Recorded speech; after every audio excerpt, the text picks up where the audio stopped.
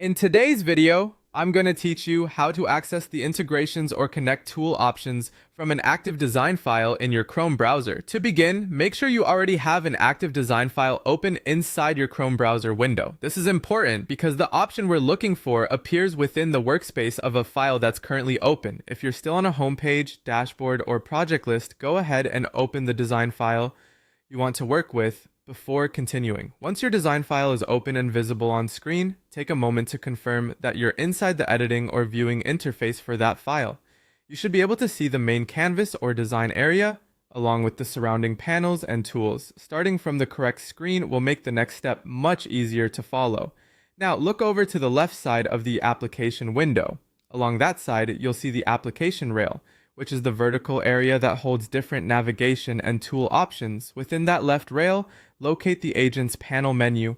Depending on the interface layout, this may appear as a labeled option or an icon, so move carefully and make sure you're selecting the correct panel. Go ahead and click the agent's panel menu. When you do, it should open the related panel or reveal additional options connected to agents.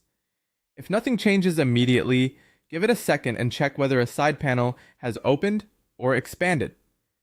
In some layouts, panels can appear subtly, so it helps to look closely at the left or side sections of the screen. After the Agents panel is open, look for the option labeled Integrations or Connect Tool Options. The exact wording may vary slightly depending on the version of the interface you're using, but it should clearly refer to integrations or tool connections.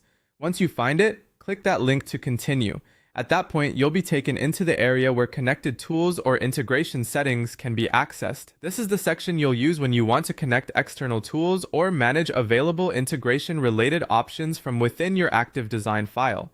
If you're following along and don't see the same labels, double-check that you're in the correct file view and that the Agents panel is fully open.